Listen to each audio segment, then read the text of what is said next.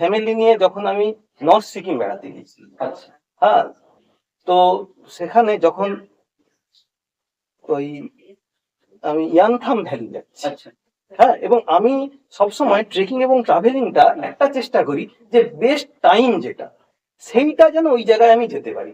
কেননা আমার চাকরি জীবন বা আর্থিক যে সঙ্গতিটা এমন নয় যে একটা জায়গায় আমি বারে বারে যেতে পারবো। এই জন্য আমি চেষ্টা করি যে যাতে করে আমি একটা জায়গা বেস্ট টাইমে যেতে পারি, ওই সময়টা যাতে আমি উপভোগ করতে পারি। এই জন্য ওটা আমি বসন্তকালেই গিয়েছিলাম, মানে মার্চের শেষের দিকে। মার্চ শেষ হচ্ছে আর এপ্রিল শুরু হচ্ছে, এরকম একটা টাইমে গিয়ে ওখানে যখন ইয়াংথাম ভ্যালির দিকে এগিয়ে যাচ্ছি তখন ভ্যালির দুপাশে রোড অ্যান্ড রন, একদম রোড অ্যান্ড রন ভরা।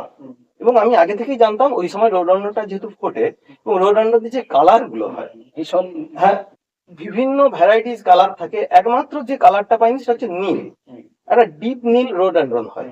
ওইটা বাদ দিয়ে সাদা, হলুদ, পার্পেল, ভায়োলেট, পিঙ্ক, রেড, হ্যাঁ, অরেঞ্জ, সব কালার পেয়েছি।